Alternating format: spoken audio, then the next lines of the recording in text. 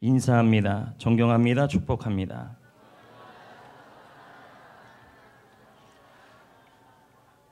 하나님은 우리 교회를 사용하시고 저와 여러분을 축복하여 주실 줄 믿습니다. 요즘 축구 경기가 많이 열립니다. 그것도 늦은 시간에 열립니다. 저는 새벽에 일찍 일어나야 합니다. 그래서 일찍 잡니다. 그런데 아침에 일어나 보면 신문을 보면 결과가 나와 있습니다. 그 결과를 알고 축구 재방송을 보게 됩니다. 재방송을 볼 때는 우리나라가 위험한 순간을 맞이해도 긴장이 없습니다. 생방송을 볼 때와 다르게 편안합니다. 저거 골대 안으로 공으로 들어가지만 이강현 선수가 차낼 거다. 이런 아주 당연한 것들을 보기 때문에 굉장히 편안합니다. 왜 그럴까요? 결과를 알고 있기 때문에, 결말을 알고 있기 때문에 결말을 본 사람은 똑같은 경기를 봐도 편안하게 보고 다르게 본다라는 것입니다. 그런데 성도 여러분, 인생은 재방송이 없습니다. 인생은 생방송입니다. 그래서 늘 불안합니다. 그리고 긴장이 많습니다.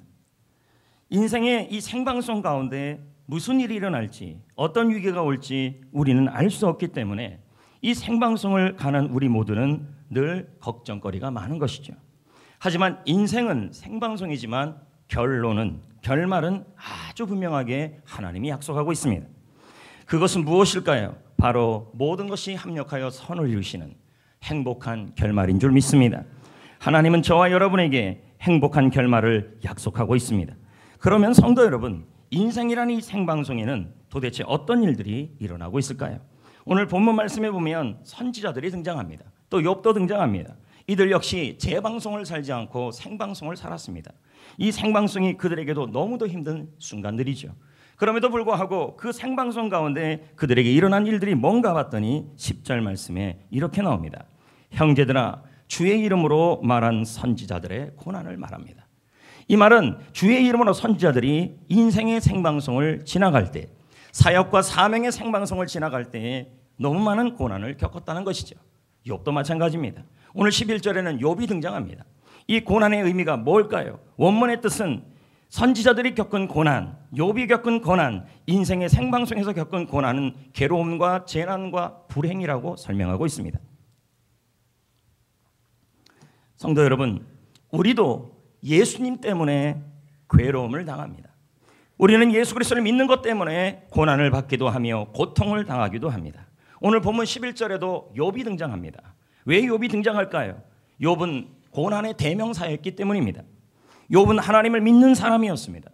그런데 그는 견디기 어려운 고통을 만납니다. 여러분, 자녀를 잃습니다. 말은 쉽지만 제가 지금 쉽게 얘기하지만 우리 입장에서 본다면 여러분의 자녀를 몽땅 다 사고로 잃어버린다면 이건 억장에 무너지는 일인 것입니다. 건강도 무너집니다. 온몸에 종기가 나고 악창이 날 정도로 고통스러워 기약장으로 긁어야 하는 그의 인생을 생각해 보자는 것이죠. 그의 모든 소유가 모두 사라지고 불타버리고 빼앗겨버리고 도둑을 맞아버리는 것입니다. 욥의 명성은 산산조각이 났고 그의 이름을 불러도 좋은 이름이 되지 않았던 것이죠.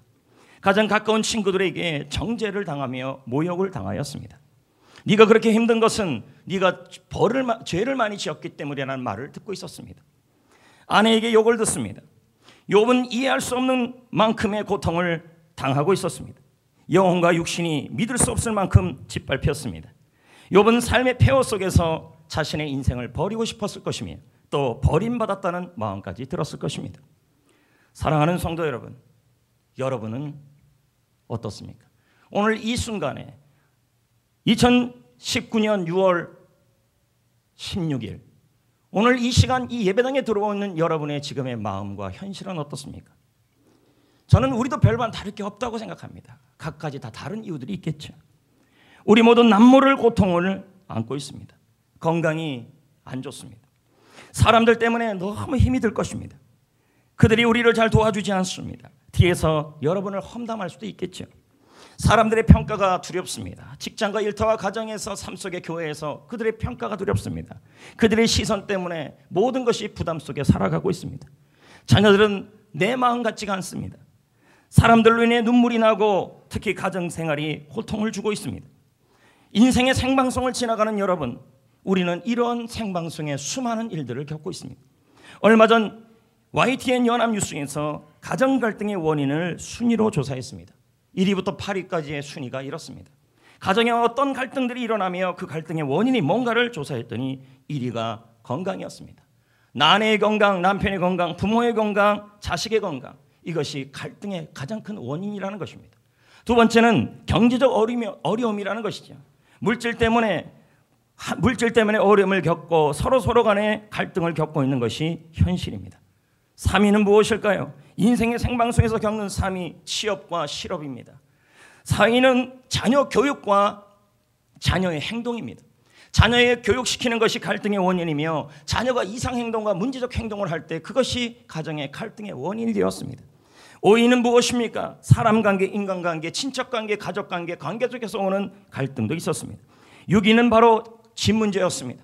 좀 더 좋은 집, 좀 더 나쁜 집, 집이 좋지 않다, 나쁘다 이런 상황에서 겪는 갈등들이 있었습니다.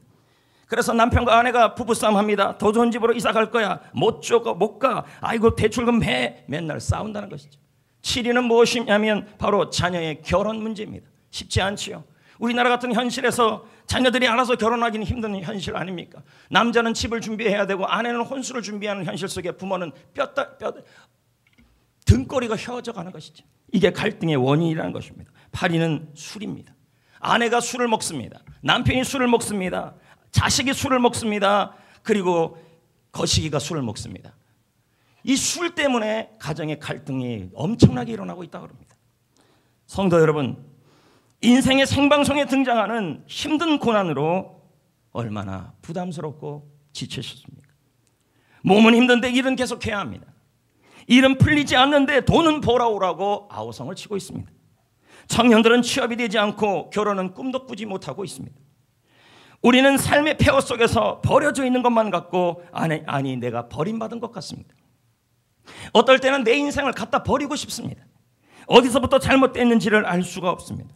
내 인생을 바라보며 아무리 바라보아도 답이 보이지 않고 길이 보이지 않습니다. 이대로 내 인생이 끝날 것만 같습니다. 이대로 내 인생이 끝나면 어쩌지 않은 두려움과 걱정도 같이 듭니다. 여러분, 인생의 생방송에 우리는 지금 하루하루를 살고 있습니다. 그 생방송 중에 오늘 본문에 나와 있는 것처럼 욥처럼 우리는 고난이라는 수많은 일들을 겪어가면서 그 속에서 숨을 막혀하고 있습니다. 사랑하는 성도 여러분, 하나님은 인생의 생방송 중에서 불행과 괴로움과 재난으로 인해 수많은 상황 속에서 내 인생은 어쩌지, 내 인생은 끝날 것만 같고 이 고난 앞에 여기서 끝날 것만 같은 그러한 현실에 처해 있는 여러분에게 뭐라고 말씀하실까요? 하나님은 도대체 끝도 보이지 않는 고난에 대해서 인생의 하루하루의 방송을 취해져가면서 그 안에서 일어나는 불행, 고통, 괴로움, 재난, 사고, 사건, 그리고 YTN의 보고처럼 8가지의 수많은 갈등의 원인을 겪고 있는 여러분을 향하여 그 갈등 앞에 우리는 고백합니다. 여기서 꼭 끝날 것만 같은 고백들이 나옵니다. 이러한 고난 앞에 우리 하나님은 어떤 결말을 말씀하실까요? 오늘 본문 11절은 욥에 대한 얘기가 나옵니다. 한번 보겠습니다. 뭐라고 얘기하고 있냐면, 보라 너희가 욥의 인내를 들었다. 여기가 중요하지 않죠. 이건 다음에 중요한 얘기죠. 주께서 주신 결말을 저와 여러분이 보았다는 거죠. 성경의 인물들이 봤다. 야고보 기자도 봤다는 겁니다. 욥을 향하여 하나님 주신 결말이 있었다는 겁니다. 욥의 인생의 생방송에서 그가 겪은 일들이 많았어요. 자녀, 가정, 아내, 질병, 물질, 그 수많은 어려움 앞에서 욥은 어떻게 하면 좋을지 이대로 자신의 인생이 끝날 것만 같았는데도 주께서 인생을 통하여, 아니 성경을 통하여 주께서 욥에게 주신 결말을 보았다는 것입니다. 그것이 무엇이었습니까? 하나님이 욥에게 주신 결말, 확실한 결말을 약속하고 있었습니다. 그것을 우리가 함께 보라는 것입니다. 그러면서 이렇게 말합니다. 주는 가장 자비로우시며 긍휼히 여기시는 이시라. 욥의 결말이 무엇일까요? 하나님이 욥에게 주신 결말이 뭘까요? 욥이 자신의 인생을 지나고 있었을 때, 그 생방송에 지났을 때 그의 인생에 일어났던 고통과 재난과 재앙과 사고 앞에 그는 그대로 자신의 인생의 폐허 속에 짓밟혀 있을 것이고 이대로 끝날 것 같았는데 하나님께서 욥에게 주신 결말이 있었다는 거예요. 그게 뭐냐는 거죠. 바로 행복한 결말, 반전, 해피엔딩. 저와 여러분의 인생의 드라마의 끝은 하나님이 말씀하고 있어요. 욥에게 주신 결말을 우리가 모두 보래요. 잃어버린 자녀를 10명이나 주시고, 잃어버린 물질을 2배로 회복시키시고, 친구들과의 관계를 다시 회복시키시며 그의 육신의 병도 치유하시고, 하나님과의 관계는 더욱더 친밀해지고. 왜요? 하나님은 가장 자비로우시고 하나님은 가장 긍휼히 여기시는 분이시기 때문이라는 것입니다. 오늘 여러분, 하나님은 우리 인생의 수많은 고난, 인생의 생방송에서 지금 겪고 있는 고난, 갈등, 잃어버림, 그 앞에서 하나님은 우리는 이런 말을 합니다. 여기가 끝 같다. 여기가 마지막 같다.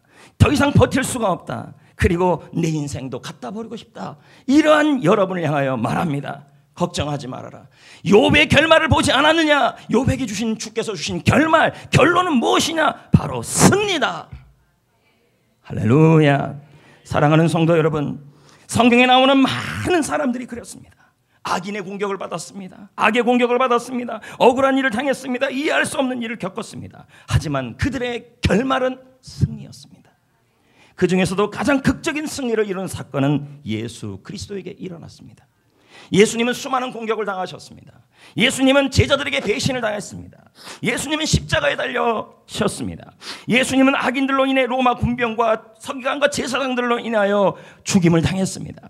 예수님은 완전히 실패했습니다. 인생의 생방송으로 본다면 예수님의 인생은 여기서 끝이었습니다. 그러나 여기서 끝이 아니었습니다. 우리 하나님께서는 예수님이 죽은 지 3일 만에 다시 살아나게 하여 주신 것입니다. 이것은 우리가 욥의 결말만, 주께서 주신 욥의 결말만 보는 것이 아니라 하나님이 예수 그리스도께서 주신 결말을 또 우리는 확실하게 알고 있습니다. 부활입니다. 역전입니다.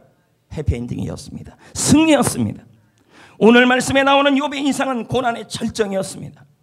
욥은 인생의 생방송을 지나가면서 자신의 인생에 일어나는 물질과 육신과 질병과 자녀와 친구관계와 하나님과 그리고 가족에 있는 수많은 고난 앞에 욥은 자신은 여기서 끝이라고 말했을 것입니다. 그러나 본문 말씀은 욥의 이야기를 통해 말합니다. 그의 결국을 너희가 보지 아니하였느냐? 욥의 결말을 네가 보지 않았느냐? 욥에게 주신 하나님의 주신 결말을 네가 알지 않았느냐? 이건 무슨 뜻일까요? 온갖 고난에도 하나님의 백성들은 승리한다라는 결론을 욥의 인생이 보여줬다는 말입니다.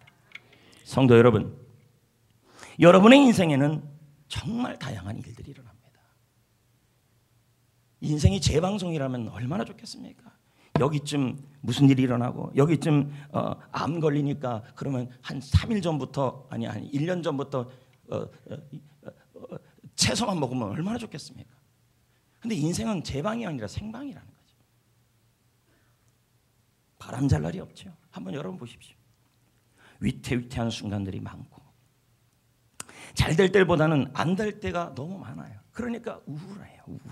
넘어지고 깨지고 흔들리고 뒤집히고 그런 일들이 자꾸 일어납니다. 그리고 우리 주위에 악인들이 너무 많다는 거죠.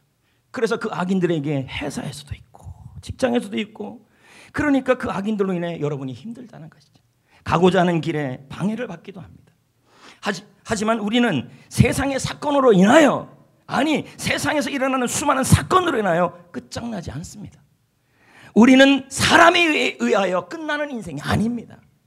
우리는 하나님이 끝을 내야 끝이 나는 인생인 것입니다. 그래서 시편 37편 24절 베드로전서 5장 10절은 말씀합니다. 그는 넘어지나 아주 엎드러지지 아니함은 여호와께서 그의 손으로 하나님의 손으로 붙드셨기 때문에. 또 베드로전서 5장 10절은 말합니다. 모든 은혜의 하나님 곧 그리스도 예수 안에서 너희를 부르사 자기의 영원한 영광에 들어가게 하신 이가 잠깐 고난을 당한 우리 생방송에서 당한 그 고난을 당한 너희를 친히 온전하게 하며 굳건하게 하시며 강하게 하시며 털을 견고하게 하시리라. 성도 여러분, 저와 여러분은 넘어질 수 있습니다. 그러나 아주 엎드러지진 않아요. 왠지 알아요? 고난의 과정에서 인생의 생방송에서 당하는 고난의 과정에서 하나님의 손이 우리를 굳게 잡고 있어요. 하나님의 손은 전능하신 손이에요. 든든히 세워주실 겁니다. 강하게 하실 것입니다. 견고하게 하실 것입니다. 그래서 행복한 결말을 주실 것입니다. 로마서 8장 28절 말씀, 아주 유명한 말씀이죠. 우리가 알거니와 하나님을 사랑하는 자, 곧 그 뜻대로 부르심을 입은 자들에게는 모든 것이 합력하여 선이 되게 하신다. 인생의 생방송에서 만나는 수많은 고난, 눈물이 있습니다. 실패 있습니다. 아픔이 있습니다. 상처가 있습니다. 좌절도 있습니다. 낙심도 있습니다. 실직이 있습니다. 질병도 있습니다. 연약도 있습니다. 실수도 있습니다. 아픔도 있습니다. 배신도 있습니다. 일일이 다 설명할 수 없습니다. 때로는 이 일을 해석도 할 수 없는 일들도 너무 많습니다. 하지만 하나님께서는 이 모든 일들을, 내 인생의 생방송에서 일어났던 끝장날 만한 그 모든 일들을 내 인생의 행복을 위한 재료로 사용하여 주실 것입니다. 아멘.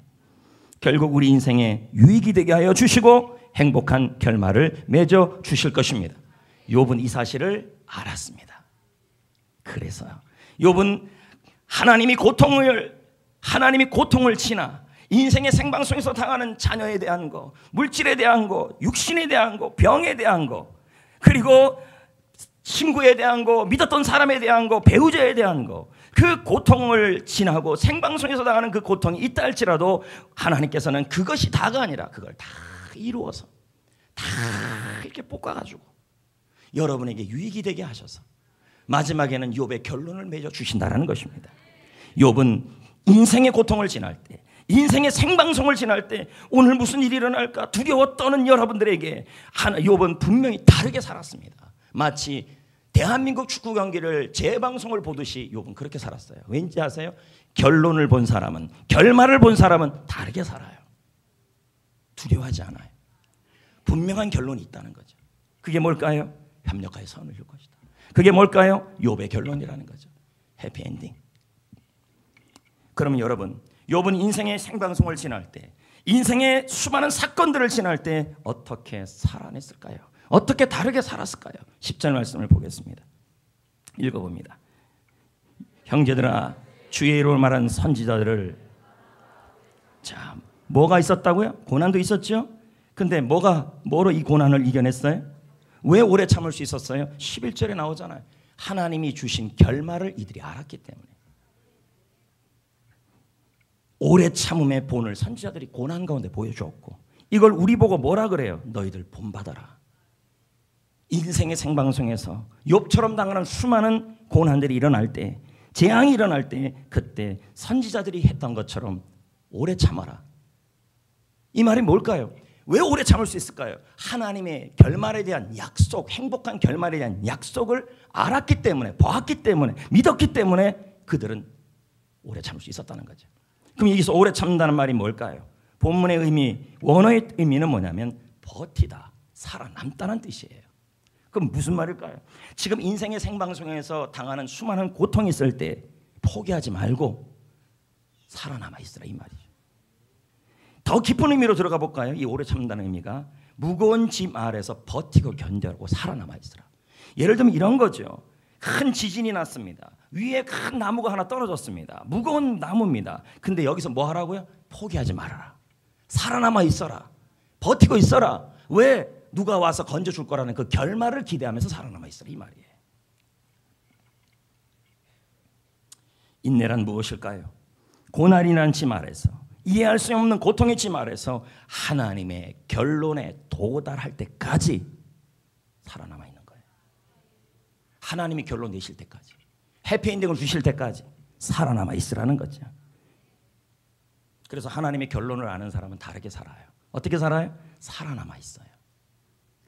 예수님은 십자가를 지셨습니다. 예수님은 물과 피를 다 쏟으셨습니다.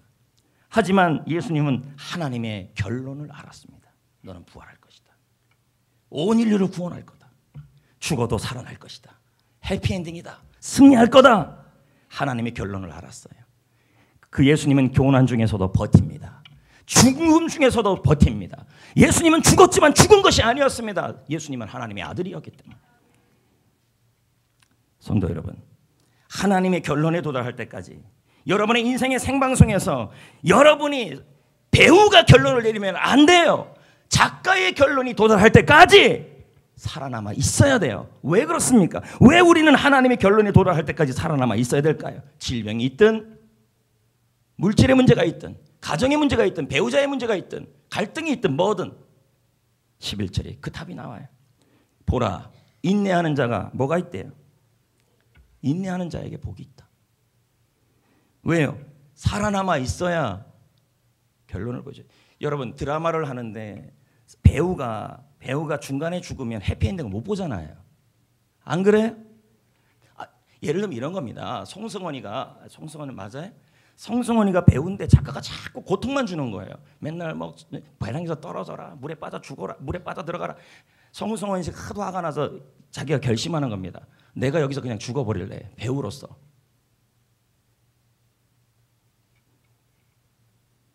여러분, 작가가 결론을 낼 때까지 그 약속을 믿고 포기하지 말고 살아 있어야 된다니까요.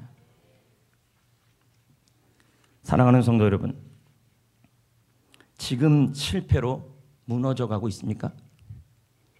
사람들로 인해 의기소침하고 있습니까? 연약함으로 포기하고 싶을 때가 있습니까? 좌절과 질병으로 낙심하고 있습니까? 인생의 생방송을 걸어가는 여러분, 미래가 보이지 않습니까? 나도 나를 포기하고 싶습니까? 너무 아파서 포기하고 싶습니까? 하지만 나를 향한 기대를 포기하지 않는 분이 계십니다. 가장 자비로우시며 가장 긍휼하시 여기시는 분, 나의 하나님이십니다. 하나님이 내 인생의 여러 가지 재료를 사용하여서 지금 자녀로 인한 문제, 그리고 질병으로 인한 문제, 그리고 회사로 생기는 문제, 가정으로 생기는 수많은 문제를 사용하셔서 놀라운 작품으로 만들어낼 것입니다.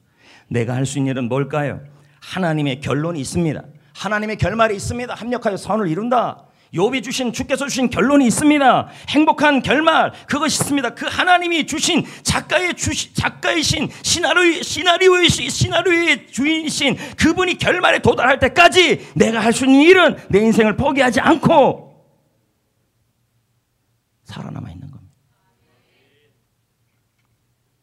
우리를 인내하게 만드는 게 뭘까요? 하나님의 약속입니다. 하나님이 오늘도 우리에게 말합니다. 야고보 5장 11절에 주께서 주신 결말을 너희가 보지 못했느냐. 하나님이 우리에게 행복한 결말을 주실 것입니다. 지금 여러분이 수많은 실패를 거듭해도 그것이 여러분의 인생의 과정이지 결말은 아닙니다. 이걸 아는 사람들은 지금 과정에서 수많은 실패를 당합니다. 어떤 사람은 배신을 당하고, 어떤 사람은 이혼을 하고, 어떤 사람은 질병을 얻고, 어떤 사람은 퇴직을 하고, 어떤 사람은 쫓겨나고, 수많은 과정 속에서 우리가 그래도 살아남아야 할 것은 하나님의 약속을 보기 때문입니다. 하나님의 약속은 우리를 살아남게 합니다. 약속은 뭘까요? 주께서 주신 결말을 보라는 말입니다. 욥에게 주신 결말. 군인들이 아주 자주 하는 말이 있습니다. 국방부 시계는 거꾸로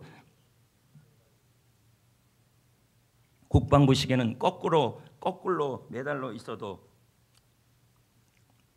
간다. 군인들이 왜 버팁니까? 군대에서 제대 날짜에 대한 약속이 있기 때문에. 해피엔딩. 그 약속이 그들을 살아남게 하고 버티게 하는 것. 우리는 끝을 아는 사람들입니다. 결말을 아는 사람들입니다. 그 결말이 어디 나왔습니까? 오늘 야고보 말씀에 나왔잖아요. 주께서 주신 결말을 너희가 보지 않았느냐. 욥에게 주신 결말. 하나님은 오늘도 여러분에게 해피엔딩을 약속하셨습니다. 그러므로 하나님의 결말에 도달할 때까지 그 약속을 붙들고 다르게 살아야 합니다. 포기하면 안 됩니다. 살아남아 있어야 합니다. 인생은 축구 경기 같다는 얘기들이 많습니다. 축구는 경기가 끝날 때까지 그 결과를 예측할 수가 없습니다. 지난번 20세 이하 월드컵 대회 8강전을 기억하실지 모르겠습니다. 재방송을 보면 이렇게 나옵니다. 0대1로 지고 있다가 어떻게 하다가 또 1대1이 됐어요. 아주 열심히 했어요. 그러다가 몇 분 있다가 또 2대1이 돼버려요. 역전을 당한 거죠. 그러나 후반전이 끝날 시점에 또 우리나라가 동점을 이루어요. 이제 좀 해볼 만하다. 연장전에 시작해서 3대2로 전반전에 또 왜 안 본 것 같이 그렇게 계십니까? 3대2로 역전을 합니다. 그러면 조금만 버티면 되잖아요. 그런데 연장 후반전 인저리 타임에 그 여분의 시간에 또 동점을 이루어요. 나 같으면 이거 못할 것 같아요. 이거 가슴 졸여서 보지도 못할 것 같습니다. 그러다가 승부차기가 시작됐는데 선수 2명이 우리나라 선수 2명이 보니까 다 또 실축을 해버려요. 여러분 이런 경기는 이길 수가 없는 경기예요. 또 상대방이 앞서가죠. 근데 또 상대방이 골을 못 넣어가지고 결국은 우리가 이겼잖아요. 매스컴이나 외국 매스컴이나 국내 매스컴은 이 경기를 하나같이 뭐라고 표현했냐면 미친 경기였다. 그리고 국민일보 미션란이 아니라 일면에 보면 이렇게 헤드라인 기사가 떴습니다. 포기를 모르는 투혼이었다. 포기를 안 했다는 거죠. 선수들은 마지막 경기 몇 분 남지 않아도 패배를 결론 내리지 않았다는 거죠. 선수들은 점수를 뒤지고 있어도 경기를 포기하지 않았습니다. 완전히 패색에 짙은 경기인데도 이게 축구의 묘미라고 그러지 않습니까? 성도 여러분, 인생도 이와 같지 않습니까? 때로는 우리가 열심히 출발했는데 상대방이 먼저 앞서 나갑니다. 내가 넘어지고 패배하죠. 열심히 해서 동점을 이루었습니다. 직장에서, 회사에서, 가정에서, 일터에서, 그리고 교회에서 열심히 해서 동점을 이루었고 더 열심히 해서 역전까지 했습니다. 포기하지 않고 열심히 해서 따라붙었습니다. 회사에서, 직장에서, 교회에서, 일터에서 내가 앞서 나갑니다.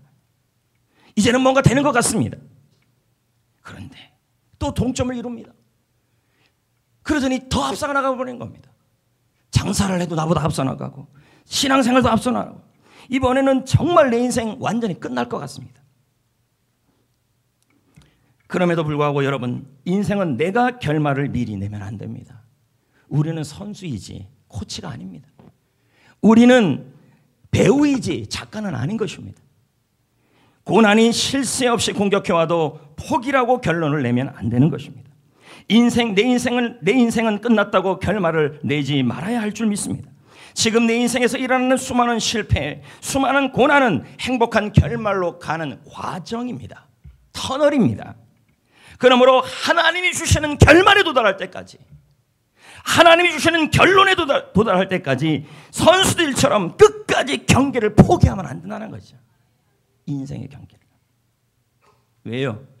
여러분의 인생의 결말은 하나님의 손에 있기 때문이에요. 작가의 손에 있기 때문에. 하지만 세상 사람들은 결말이 어떻게 될지를 모릅니다. 그래서 불안하죠. 그래서 점을 보죠. 그래서 인생을 포기하죠. 절망하며 살죠. 어떤 사람들은 인생의 경기장에서 그냥 나와버리죠. 벤치에 앉아버리죠. 하지만 우리는 다르게 살아야 합니다. 어떻게 살아야 합니까? 아니, 다르게 살 수 있습니다. 왜요? 우리는 우리 인생의 결과를 알고 있기 때문인 것입니다. 결말을 본 사람은 다르게 삽니다. 우리 인생의 결말은 하나님의 약속입니다.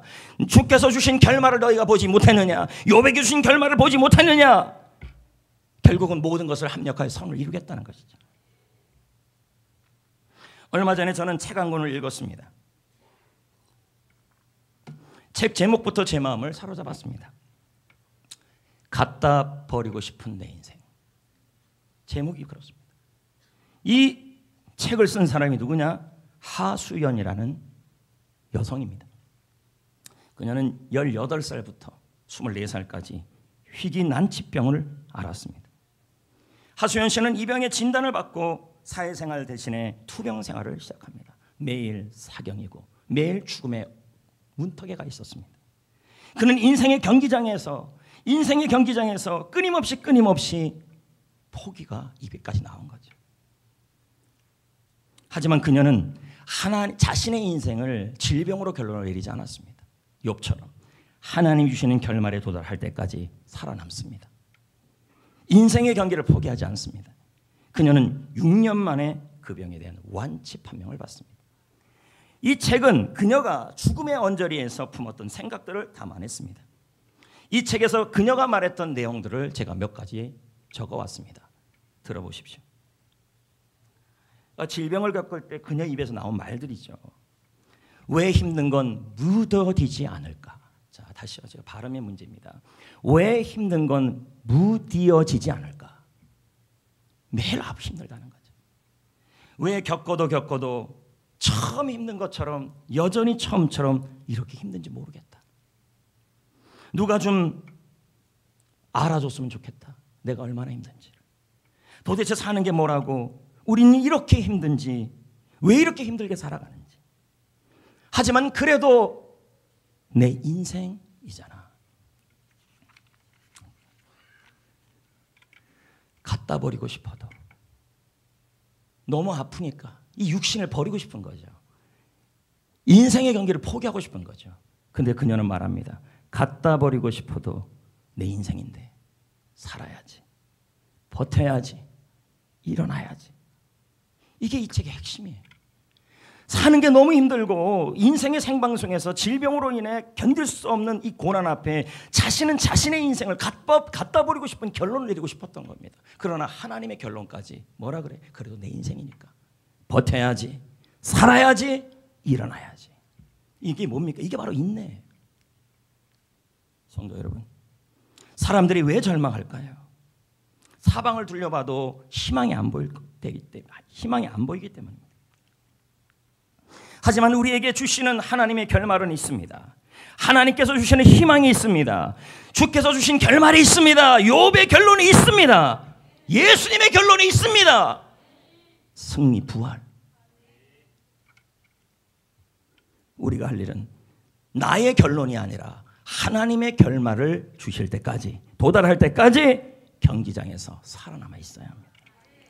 이게 바로 결말을 본 사람은 다르게 사는 모습이에요. 직장 생활할 때, 회사 생활할 때, 가족이 질병과 내가 질병 속에 있을 때, 자녀가 속을 썩일 때, 여러분, 내가 결론을 내면 안 돼요. 자녀에 대한 결론 내가 내리면 안 돼요. 하나님의 결말은 있어요.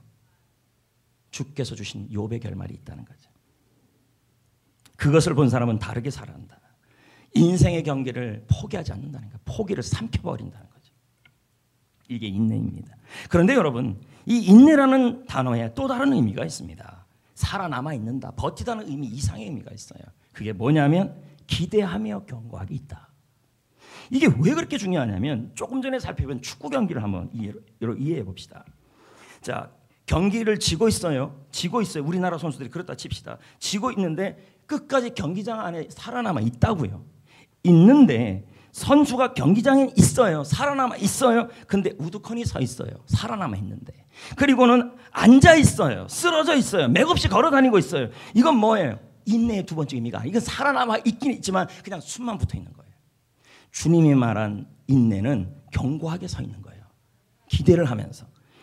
무슨 의미냐면 내가 지금 인생의 경기에서 지고 있다 할지라도 하나님의 질병에 지고 있고, 내 상대편 선수는 질병이에요. 상대편 선수는 악인이에요. 상대편 선수는 고난이에요. 상대편 선수는 자식 문제예요. 그것이 내가 지금 밀리고 있다 할지라도 그 경기장에서 내가 살아있는 정도가, 살아남는 정도가 아니라 하나님의 결말을 주실 때까지 끝까지 경기장에서 마지막까지 뛰어야 된다는 말이에요. 이게. 그게 바로 인내에 기대하며 경고한 거예요. 신명기 32장 11절을 볼까요? 이 말씀을 설명하는 내용이에요. 자, 봅시다. 시작.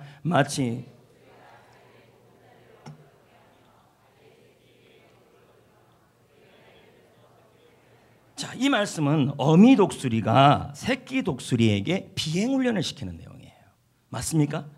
이때 어미는 둥지를 어떻게 해요? 어지럽혀요. 새끼는 이게 이해가 되겠냐는 거죠. 그리고 새끼를 둥지 밖으로 떨어뜨려요. 그러면 새끼 입장에서 둥지에서부터 시작해서 이 바닥까지의 이 기간을 경기장이라고 볼 수 있는 거예요. 어미가 이해되겠어요? 그러나 어미는 분명한 목적이 있어요. 해피엔딩이에요. 새끼가 강해지기를 원해요. 새끼가 날기를 원해요. 왠지 알아요? 정글은 위험해요. 왠지 알아요? 앞으로 이 새끼는 어미 없이 살아가야 돼요. 그러니까 뭐 어떻게 돼요? 승리하며 살아가려면 이 과정을 겪어야 된다는 거죠. 그러므로 새끼는 어미가 바닥으로 떨어뜨리는 그 인생의 과정에서, 경기장에서, 생방송에서 해야 될 일은 그냥 멍하면서 살아있을래요 하면서 바닥에 떨어질 때까지 이러고 있다가 뚝 떨어지는 게 아니라는 거죠. 살아남는다는 말은, 인내라는 말은 버틴다, 견딘다, 살아남는다 정도가 아니라 견고하다는 의미예요. 이 말은 뭡니까? 내가 비록 이 날개짓을 한다 그래서 지금 내가 떨어지는 이 고통을 해결할 수 없다 할지라도 계속 날개짓을 하는 게 바로 인내라는 말이에요. 왜요? 어미의 결론이 있기 때문이에요. 하나님의 결론이 있기 때문이에요. 어떤 분들은 말합니다. 하나님은 왜 우리의 삶을 어렵고 힘든 상황으로 몰아넣으시는지를 모르겠대요. 왜 그럴까요, 여러분? 저와 여러분이 사는 이 세상은 전쟁이잖아요. 정글처럼 경쟁도 심하고. 그래서 우리는 어떻게 해야 돼요? 믿음이 강해져야 돼요. 강해져야 승리하기 때문에. 그래서 고난이라는 결말이 아니라, 고난은 결말이 아니에요, 여러분. 결론이 아니에요. 결론은 버킹검이 아니에요. 고난은 결말이 아니라 과정이고 터널이에요, 여러분. 이 과정을 통하여 하나님은 저와 여러분을 강하게만 하시고 행복한 결말이 되게 하여 주신다는 것입니다. 그러므로 우리는 하나님의 결말을 믿고 끝까지 살아남아, 경기장에서 그냥 살아남아서 그냥 우두커니 경기장에 있는 정도가 아니라, 내가 뛴다 해도 역전시킬 수 없다 할지라도 나는 날개짓을 하고 끝까지 결론에 도달할 때 뛰고는 있어야 된다는 말이에요. 그런데 성도 여러분, 제가 이 말씀을 생각하면서 이런 생각을 좀 한번 해봤어요. 새끼 독수리가 지금 날개짓을 하잖아요. 계속 끝까지. 예?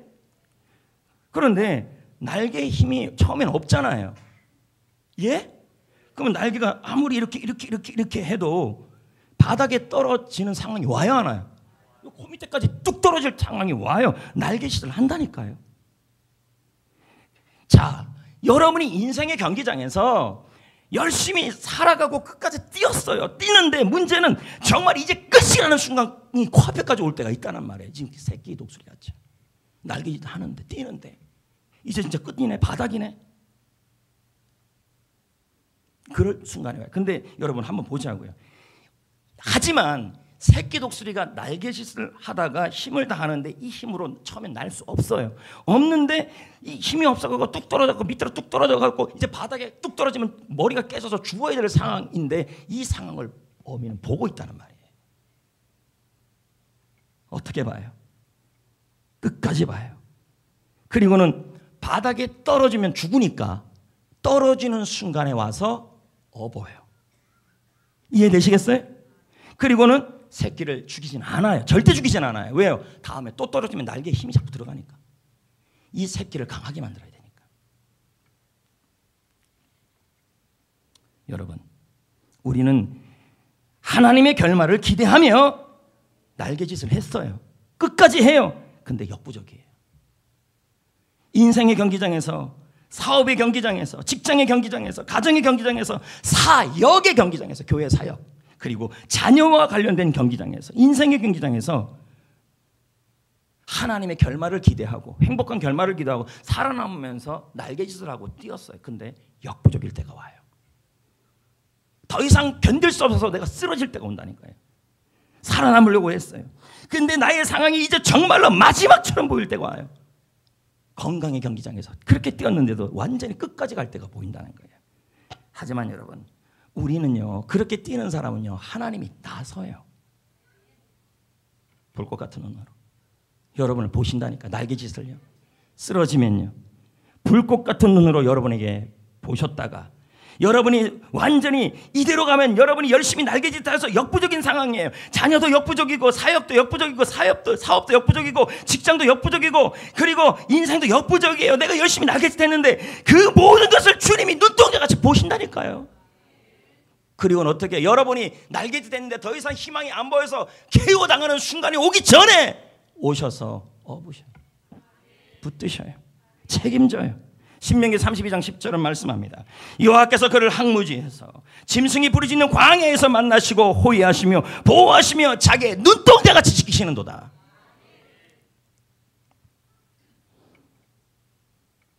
목사님, 인생의 경기장에서 뛰어봤자요, 끝까지 뛰어봤자요, 전 못 이겨요.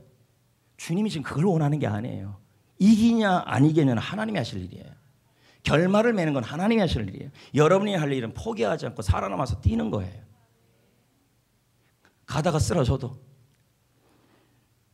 가다가 넘어져도 뛰는 거예요. 왜 그런지 알아요? 주님은 그렇게 뛰면서 여러분을 강하게 만드시는 거예요. 그리고 여러분을 일으킬 거예요. 하나님이 나서는 사람 보세요. 어미 독수리가 언제 오는지 아십니까? 열심히 날개짓하는 그 독수리, 새끼 독수리에게 마지막 순간에 와서 다시 살리시고 그래서 완전히 무너뜨리지 않아요. 왜? 날개를 강하게 만들어요. 보호하십니다. 축구 경기 얘기 자꾸 해서 죄송한데요. 한 번 더 얘기해야 될 것 같아요. 지난 축구 경기를 볼 때, 그 8강전이에요. 8강전을 볼 때. 저는 재방송을 잠깐 보면서 선수들이 다치더라고요. 그리고 상대 선수에게 부딪혀서 태클에 걸려서 쓰러지더라고요. 역부족인 걸 많이 봤어요. 너무 많이 뛰어서 더 이상 체력이 없는 모습도 봤어요. 역부족이죠. 인생하고 똑같아요. 골을 먹고 역전당해서. 그런데도 선수들은 어떻게 하는지 아십니까? 뛰어요. 끝까지 뛰어요. 힘들다고 경기장에서 맥없이 걸어가지 않아요. 몸에 파스를 뿌리고 상처에 약을 바르고 마지막 남은 힘을 다 쏟아붓더라고요. 넘어지면 일어나요. 여러분, 저는 이 부분에서 이런 생각이 들었어요. 경기장에서 넘어지는 것은 잘못이 아니에요. 경기장에서 실패하는 것은 실패가 아니라니까요. 넘어지는 건요. 경기하다가 헤딩하다가 상대방 선수와 부딪히고 태클 맞았다가 그리고 헤딩볼 다투다가 넘어진다고 해서 감독이 그 선수 포기 안 해요. 오히려 응원하죠. 잘 들으셔야 돼요. 여러분이 인생의 경기장에서 헤딩골을 다투다가 상대방 선수에도 부딪혀서 넘어져요. 이걸 여러분, 감독은 이걸 실패로 보지 않아요. 그 선수를 감독이 포기하지 않는다니까요. 어떻게 하는지 아십니까? 독려해요. 응원해요. 이게 하나님이에요. 이렇게 하시는 분. 삶이 아무리 혹독해도, 친구에게 배신을 당해도, 사업이 힘들어졌다 해서, 자꾸만 실망스러운 일이 일어난다 해서, 불행한 일만 자꾸 생긴다고 해서, 교회 생활을 하다가 마음 상하는 일이 있다고 해서, 커다란 질병이 있다고 해서, 인생의 경쟁에서 넘어진다고 해서 경기장 안에서 맥없이 앉아 있을 겁니까? 경기하다가 넘어졌잖아요. 경기하다가 다쳤잖아요. 하나님은 그걸 실패로 보지 않아요. 여러분의 사업장이 경기하다가 제대로 안 됐어요. 하나님은 그걸 실패로 보지 않아요. 여러분이 부당한 대우를 받아도 죽을 만큼, 마치 새끼 독수리가 죽을 만큼 아무리 날개짓을 해도 끝처럼 보여도 거기가 끝이 아니라는 거예요. 여기가 마지막이 아니라는 거예요. 질병으로 사투를 벌여도 거기가 끝이 아니라는 거예요. 경기장에서 넘어진 것을 누가 잘못이라고 그럽니까? 감독님은 그걸 잘못으로 안 봐요. 열심히 헤딩하다가 뛰다가 넘어지고 자빠지고 힘이 다 빠져갖고 체력이 다 소진되면 감독님은 불쌍히 여기는 거지 야단치지 않아요. 지금 열심히 달리다가 탈진한 분들, 번아웃된 분들, 열심히 인생의 경기장, 가정의 경기장, 물질과 질병 모든 것을 열심히 달리다가 쓰러진 여러분들, 하나님이 우리가 인생의 경기장에서 넘어지고 다친다고 해서 감독이 포기하겠어요? 포기 안 해요. 넘어진다고 해서요. 달려야 돼요. 뛰다가 쓰러져도 달려야 돼요. 포기하지 않아요. 쓰러지면요, 주님께서는 7번 넘어져도 8번 손 내밀어 주시는 분. 일으키시고 붙잡아 주시고 기쁨의 날을 주시고. 왜요? 하나님의 자녀이니까. 사랑하는 성도 여러분, 지금 고통 가운데 있습니까? 한없이 억울한 일을 당하고 있습니까? 상실을 경험했습니까? 실망스러운 일을 겪고 있습니까? 일이 뜻대로 풀리지 않고 있습니까? 그 자리가 직장입니까? 그 자리가 회사입니까? 그 자리가 사역입니까? 그 자리가 가정입니까? 그 자리가 배우자입니까? 그 자리가 자녀들입니까? 어떻게 하시겠습니까? 그래서 여러분이 상처를 받았고, 그래서 여러분이 넘어졌습니다. 그러면 그냥 넘어져 있을 것입니까? 아니지 않습니까? 날개짓을 해야 어미 독수리가 날아오지 않습니까? 어미 독수리가 너 날개짓하다가 떨어진다 그래서 그걸 뭐라 그러지 않아요. 열심히 힘이 없어도 날개짓하는 그 모습, 열심히 경기장에서 뛰는 그 모습을 보면서 격려하시는 분이에요. 우리 하나님은요. 마음의 체력이 다 떨어지고 몸의 체력도 다 사라지고 더 이상 움직일 힘도 조차 없고 주저앉아서 한탄 하고 싶은 마음도 너무 많이 들죠. 그래도 온몸에 붕대를 감싸고 인생의 경계선에서 뛰고 있어야 돼요. 그러다가 여러분이 마지막 바닥까지 내려가는 순간까지 올 겁니다. 염려하지 마세요. 자기 눈동자같이 보고 있어요. 달려오십니다. 그의 손으로 붙잡습니다. 견고하게 하십니다. 일으키십니다. 기쁨의 날을 줍니다. 우리 교회는 이번 여름 어린이 수영장을 다음 세대를 위해 준비하고 있습니다. 이 일을 진행하는 과정은 참 쉽지가 않습니다. 지난주 급수차 문제가 해결되었다고 제가 말씀을 드렸죠. 그런데 화요일 날 시청 하수도 국장 수요일 날 다시 연락이 왔습니다. 국장님한테 여러 상황이 여의치가 않다. 요즘 누가 급수차 뭐 어쩌고 막 이렇게 해가지고 속이 막 그랬습니다. 근데 제자 훈련은 또 가야 되고 그래서 여기저기 전화도 해보고 막 이런 상황에 처해졌습니다. 또 한 번에 또 난간 아니겠습니까? 그래도 말씀이 이 말씀이니 행복한 결말을 하나님 주신다고 약속하셨으니 포기하지 않고 또 여기저기 계속 연락하고 어쩌고 하여튼 했습니다. 그러다가 또 넘어지고 자빠져도 주님은 보지 않습니까? 달리다가 넘어진 건 주님이 책망하지 않아요. 뛰다가 넘어진 건 주님이 야단치지 않아요. 날개짓 하다가 바닥까지 떨어져도 그러니까 지금 장사를 하든 뭐 하든요 열심히 하셔야 되는 거예요. 넘어지면 주님이 잡아주시니까요. 결국 국장님이 직접 오셔가지고 여기 이 지역까지 오셔서 읍사무소 뭐 어쩌고 여차저차 해서 어쩌다 또 다 해결됐어요. 그걸 지금 얘기하는 거예요. 어떻게 해결됐다. 해피엔딩. 이제 우리 같이 동역하셔야 되죠. 우리에게는 어린이 수영장이라는 사역의 경기장이 있습니다. 다음 세대를 위한 거죠. 저만 뛰면 안 되죠. 그거 던진다고 뭐 나한테 그들을 위해 섬긴다고 나한테 뭐 나오는 게 있어요. 떡이 나요, 밥이 나요. 우리 하나님은 아시잖아요. 주라 후이되어 넘쳐 안겨주신다. 구경꾼이 되지 마십시오. 같이 동역하시고 동참하시고 기도해 주시고 함께 뛰고 헌물하시고 헌금도 해주시고 하나님이 도와주실 것입니다. 저는 오늘 말씀을 준비하면서 책을 한 권 보게 됐습니다. 이 책의 내용이 저에게 큰 위로가 되었습니다. 이 책을 읽었던 이 책에 있었던 글을 제가 읽어보겠습니다.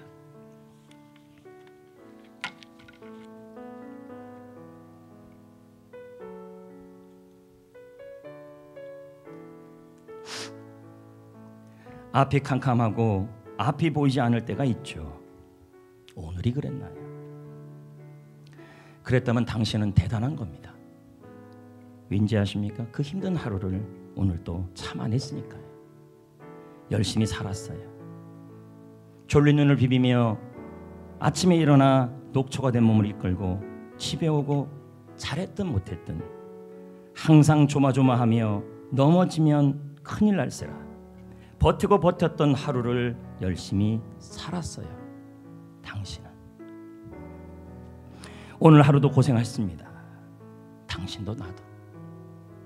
내가 정말 이것밖에 안 되나 싶고 노력한 만큼 되지 않을 때 나는 정말 안 되는 걸까 포기하고 싶지만 포기도 마음대로 할 수 없는 상황이라 더 힘들고 매일 보는 사람들에게는 아무렇지도 않은 척, 잘하고 있는 척, 아무도 모르는 혼자만의 무게를 지고 있는 당신. 오늘도 그랬나요? 그렇게 오늘도 많은 무게를 짊어지고 서 있었나요? 괜찮다고 말하지만 거짓말이에요. 괜찮다고 말하지만 거짓말이죠. 괜찮을 리가 없으니까요. 하나도 괜찮지 않지만 내일도 분명히 힘들겠지만 당장은 한숨만 나오겠지만 포기하고 싶겠지만 속는 셈 치고 잘 될 거라 믿어봐요. 그렇게 계속 믿어봐요. 그럼 견뎌낸 힘든 시간들이 뭐예요? 나중에는 분명히 잘 될 거예요. 오늘 하루도 고생하셨습니다. 당신도 나도. 참 위로가 되는 글이죠. 여기 글에 하나님의 결론에 대한 얘기는 없죠. 그러나 믿어보라잖아요. 우리는 하나님의 결론이 있잖아요. 기쁨의 날을 주신다. 다음의 찬양은 우리에게 행복한 결말, 기쁨의 날을 주시는 하나님을 노래하고 있습니다. 제가 불러보고 오늘 말씀을 마무리하겠습니다.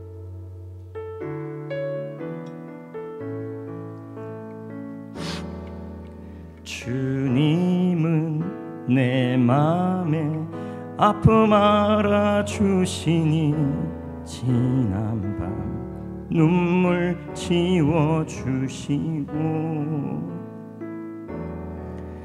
아침에 돋아난 여린 풀들과 같이 내 맘을 새롭게 하네. 흐르는 시간에 보인 주의 영광은 내 삶을 밝게 비춰주시니 온 땅과 모든 삶보다 전에 계셨던 주님 창조의 주를 찬양하네. 주님은 거친 바다 위 나의 영혼 두 손으로 굳게 잡아주시네. 주님께 맡긴 인생의 여정 속에 아픈 만큼 기쁨의 날 주시네. 주님은 거친 바다 위 나의 영혼 두 손으로 굳게 잡아주시네. 주님께 맡긴 인생의 여정 속에 아픈 만큼 기쁨의 날 주시네. 이제 말씀을 맺겠습니다. 하나님께서는 오늘 우리에게 말씀합니다. 인생의 생방송인 경기장에 있는 여러분들에게 수많은 고난이라는 상대편 선수들이 여러분에게 태클을 걸고 여러분에게 부딪히며 여러분을 쓰러뜨릴 것입니다. 그럼에도 불구하고 하나님은 우리에게 말합니다. 욥에게 주신 축교의 결론을 너희가 보라. 욥의 결론을 보라. 협력하여 선을 이루는 결론을 보라. 결말을 본 사람은 다르게 살라고 말하고 있는 것입니다. 생방송에 살지만 재방송같이 살라고 말하고 있는 것입니다. 경기장에서 살아남으라는 거죠.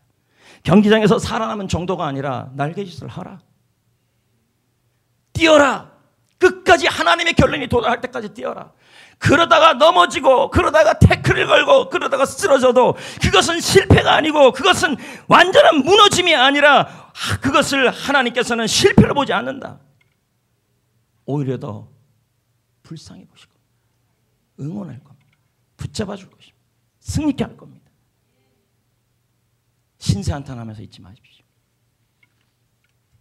반드시 여러분 해고당한 이후에 더 나은 자리로, 질병 이후에 더 건강하게, 실망스러운 사건 이후에 더 행복한 삶이 준비되어 있을 것입니다. 결론을 본 사람은 경쟁에서 다르게 삽니다. 재방송같이 삽니다.